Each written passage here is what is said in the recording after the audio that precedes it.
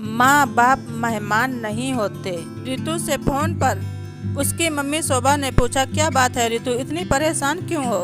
मत पूछिए मम्मी, ससुराल वालों को भी ना बेटे बहू के यहाँ अनचाहा मेहमान बनने में बड़ा मजा आता है। ये लोग ये नहीं सोचते हैं कि बेटे बहू कैसे मैनेज करेंगे। रितु गुस्से से बोली, पर बेटा वो अनचाहे मेहमान थोड़ी हैं, आखिर वो अपने बेटे बहू से मिलने के लिए आना चाहते हैं, इसमें गलत क्या है? शोभा जी बोली। अरे मम्मी, बिन बुलाए लोग अनचाहे मेहमान ही होते हैं, आपको पता है। ससुराल वाले बहू से सेवा करवाने का बस बहाना ढूंढते रहते हैं। रितु गुस्से से बोली। शोभा जी समझ गई कि उनकी बेटी बेवजह गुस्सा हो रही है ससुराल वालों को लेकर। असल में रितु की शादी अभी 5 महीने पहले ही सुनील से हुई थी। सुनील की नौकरी गुजरात में थी और उसके मम्मी पापा दिल्ली में रहते थे।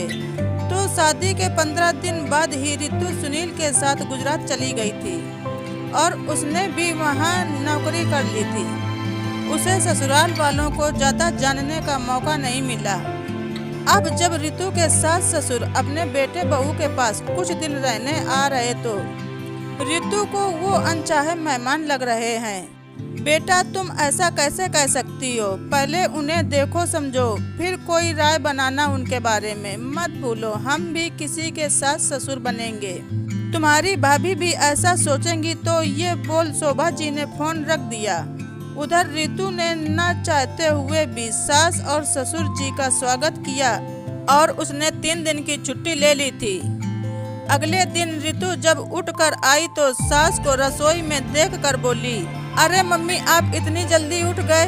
हाँ बेटा, हमें जल्दी उठने की आदत है। तो उठकर नहा लिया और चाय बनाने लगी। लो तुम भी पियो चाय, सास ने प्यार से कहा। चाय पीकर सास नाश्ते की तैयारी करने लगी। जब तक रितु नहा के आई तब तक सास ने नाश्ता बना भी दिया। वह मम्मी, आलू के पराठे, वो भी चटनी और मक्खन के साथ। राहुल नाश्ता देखकर खुश होते हुए बोला, हाँ बेटा, तुझे पसंद है ना, इसलिए मक्खन साथ में लेकर आई थी और सिल पर चटनी भी पीस लाई थी।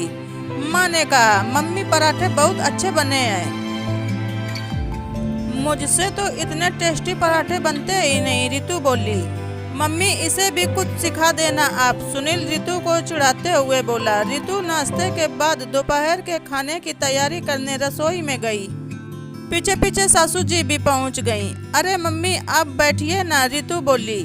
नहीं बेटा, एक रसोई ही होती है जहां खाने के साथ प्यार भी पकता है। हम औरतें तो रसोई के बहाने कितनी बातें कर लेती हैं, इससे काम भी जल्दी होते हैं और एक दूसरे को जानने का मौका भी मिलता है, सासू जी प्यार से बोली। वाह मम्मी, एकदम सही बात की आपने, रितु हंसते हुए बोली। बेटा, तुम ये साड़ी ही पहनती हो या सूट भी पहनती हो? सास ने पूछा।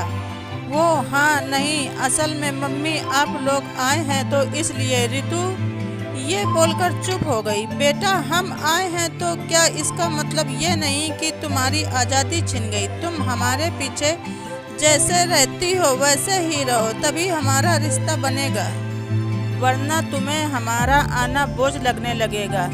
मैं तो खुद तुम्हारे लिए जीन्स टॉप लाई हूँ, सास बोली। अरे रितु बेटा, यहाँ आओ, तभी ससुर जी ने आवाज़ दी। जी पापा जी।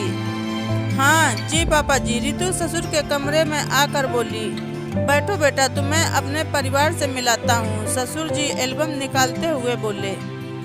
पर पापा वो खाना? अरे खाना तुम्हारी माँ बना लेगी, आओ तुम। मजबूरी में रितु को बैठना पड़ा। ससुर जी ने अपने भाई बहन, सासू जी के भाई बहन, सबके बच्चों की तस्वीरें रितु को दिखाई और हर एक के साथ जुड़े कोई न कोई मजेदार किस्से भी सुनाते रहे। रितु कभी हंस पड़ती, कभी आश्चर्यचकित हो जाती। तब तक सासू जी काम निपटा कर वहीं आ गई थी। रितु सोच रही थी, ये तो बिल्कुल मेरे मम्मी पापा जैसे हैं, बल्कि उनसे भी अच्छे हैं।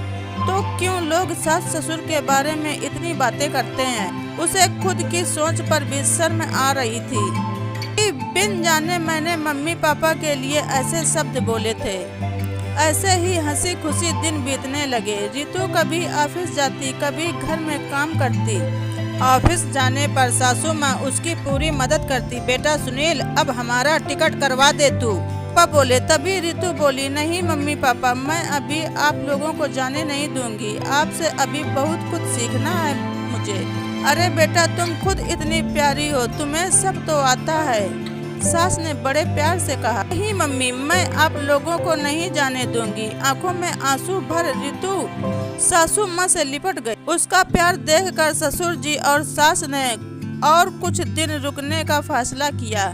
हेलो मम्मा, कैसे हो आप? रितु ने अपनी मम्मी शोभा जी को फोन किया। मैं ठीक हूँ बेटा, तू बता तेरे अनचाहे मेहमान गए या नहीं? शोभा जी बोली। अरे मम्मा, वो अनचाहे नहीं, बहुत प्यारे हैं, और मेहमान तो बिल्कुल नहीं, बल्कि हमारे माँ पापा हैं। वो तो जा रहे थे पर मैंने उन्हें जबरदस्ती रोक लिया, रितु चहक कर बोली। अरे वाह, ये तो बहुत अच्छी बात है बेटा, बड़ों की छत्र छाया हमारे लिए वैसे भी बहुत जरूरी है, शोभा जी ने कहा। थोड़ी देर बात कर फोन रख दिया। सच में मेरी बेटी अब समझदार हो गई है, शोभा जी ने सोचा। उन्हें खुशी थी, उनकी बेटी वक्त रहते रिश्तों की अहमियत समझ गई थी। सच है दोस्तों, कुछ बहुएं ससुराल के बारे में दूसरों से देख सुन कर ही गलत फैसला ले लेती हैं, जबकि ऐसा नहीं होता है। हमारी कहानी आप सबको कैसी लगी कमेंट में ज़रूर बताएं। कहानी अच्छी लगे तो हमारे चैनल को सब्सक्राइब करें। धन्यवाद। ऋचा वॉइस।